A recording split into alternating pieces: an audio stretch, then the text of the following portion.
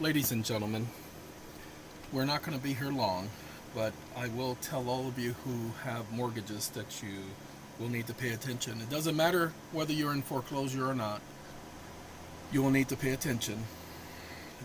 Been trying to hammer the point home, trying to put the courts in a position where they have no standing, that they can't open their mouths or say anything to you once you bring forth the claim.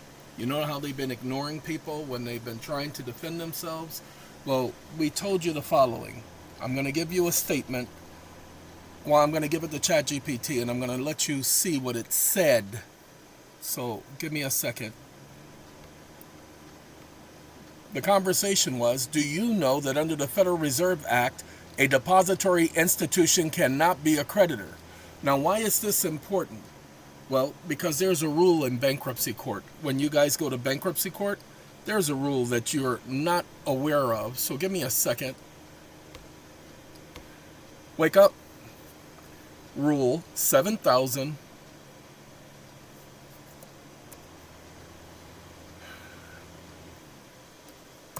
Stop listening. So, Rule 7004H, issuing and servicing of summonses respecting an adversarial proceeding. Now, 704H says that, hey, wait, hold on, what y'all doing? Y'all can't do that. Y'all can't just serve the bank whenever y'all feel like it. Y'all got to serve one of the officers of the bank. Yeah, you can't just serve anybody. You have to serve an officer of the bank. Really? Well, there's a caveat. There's always an exception to the rule, y'all. When you're servicing the bank, if they're represented by counsel. Service a process on an insured depository institution, and it lets you know it must be upon one of its officers. If the institution has appeared by its attorney, in which case the attorney shall be served by first-class mail. So all you got to do is do a proof of service that you sent something to the attorney. Ta-da! Just that simple.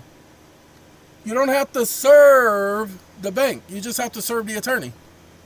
The court was telling us we had to serve an officer of the bank. We sent it to the bank, but we also served the attorney. Now, hold on now. I want you to understand something. Whew. An insured depository institution. Ladies and gentlemen, an insured depository institution can't be a creditor. What was it? Y'all didn't hear me? An insured depository institution cannot be a creditor in a bankruptcy case. It's a depository institution. All they do is receive deposits. They don't give loans. Go back, take a look. If they're operating as a depository institution, which most of them are saying they're a depository institution, they're not saying that they're a bank. They're not saying financial institution doesn't matter. If they are a financial institution, then they can just be served by first-class mail. You don't have to serve an officer. But since in our case, the court said that we must send it to an officer of the institution designated by the institution. We must send it to an officer. CEO, CFO, got to send it to an officer. That's fine. I ain't got no problem with that. But that's if it's a depository institution. Ladies and gentlemen, if it's a depository institution, they have no standing in bankruptcy court because they're not a lender. Only lenders can participate, or creditors can participate in bankruptcy court. Now, if you didn't know this, I am glad to bring it to your attention.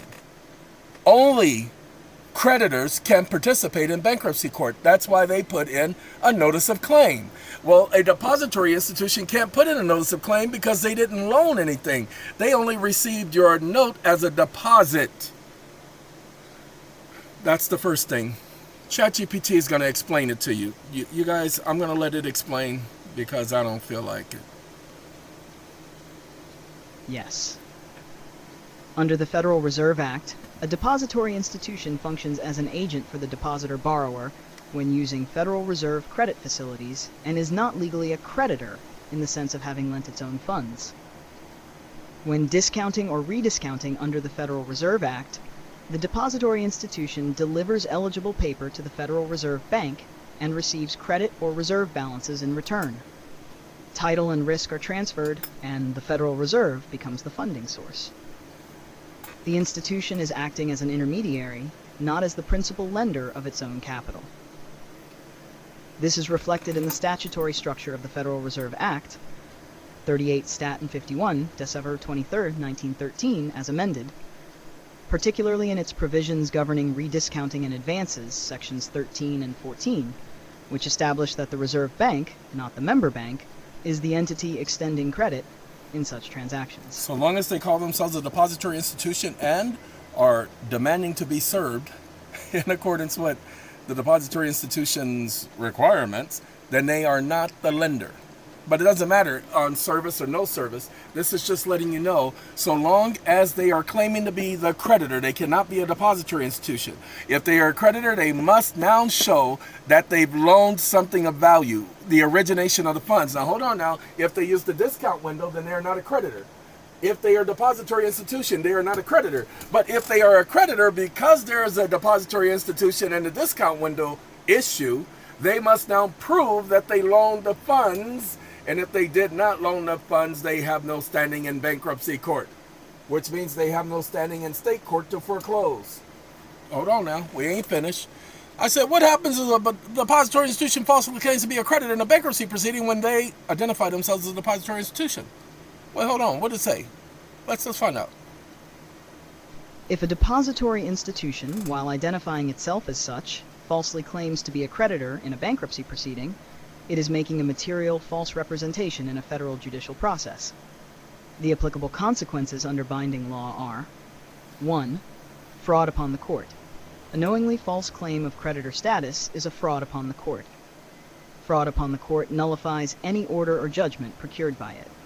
Courts have inherent power to set aside any order obtained through such fraud. 2. Bankruptcy fraud. Under the statutory scheme of bankruptcy, a fraudulent claim in a case under Title 11 is a criminal offense when done knowingly and fraudulently. Such conduct voids the claim, exposes the filer to sanctions, and permits the court to refer the matter for prosecution. 3. Loss of standing. If a party is not a creditor as defined by law, it has no standing to file a proof of claim, object, or otherwise participate as a creditor. The court must strike the filing for lack of standing. 4. Perjury and false statement liability. The proof of claim or other filing is executed under penalty, making a willfully false declaration a separate criminal act. The controlling fact is that, under the Federal Reserve Act, a depository institution that funded a transaction through the Federal Reserve's credit facilities is not the creditor. The Reserve Bank is. If the institution nevertheless represents itself as the creditor, its filing is false on its face, and the court is bound to disregard it and apply the sanctions provided by law. So the next question was, hey, can you support that with facts and conclusions of law? And he gives me a bunch of maxims and facts and conclusions of law. Then I say, how is this a fact? Concealing the use of the discount window while claiming to be the creditor is a misrepresentation of material facts and constitutes fraud upon the court under Hazel Atlas Glass Company versus Hartford Empire Corporation. Ladies and gentlemen, let's let you find out, because I brought it over to Claude and Poe. It is a fact because discount window usage is an event that either occurred or did not occur, and it is evidenced in the Federal Reserve's own accounting records and the member bank's reserve account ledger. If the depository institution accessed the discount window, then the source of funds was the Federal Reserve Bank, not the institution's own capital. The identity of the true creditor, the Federal Reserve Bank, is a material fact in a bankruptcy proceeding because standing to assert a claim depends on being the actual party to whom the debt is owed. Concealment of that usage, while affirmatively stating that the depository institution itself is the creditor, alters the fact pattern presented to the court and misleads it on a determinative issue. Under Hazel Atlas Glass Co. v. Hartford Empire Co., 322 U.S. 2 and 38, 1944, the U.S. Supreme Court held that fraud upon the court includes the intentional concealment or misrepresentation of material facts, which prevents the court from performing its impartial adjudicative role. Ain't that something? That combination, 1. The actual occurrence of discount window borrowing, 2. The filing of a sworn claim asserting creditor status, Say that. and 3. One more again. Omission of the fact that the institution is merely an agent, makes the statement provably false, and thereby a factually fraudulent act within the Uh-oh. meaning of Hazel Atlas. Snapdragon. Now, we put everything, Poe and this together, and we came up with that right here. Uh-oh, got to open it back up. We ain't going to read everything. We're going to give y'all the link to this so that y'all can go and read how you can bring up these arguments. He actually produced some documents that you can send to the court, gave you your facts and conclusions of law, proving you don't owe anything. You can put this in state court and federal court. Just go over it, understand the argument. He even gives you your objection to their proof of claim in bankruptcy. Okay? This is for y'all. This ain't for me. Have a good day, everyone.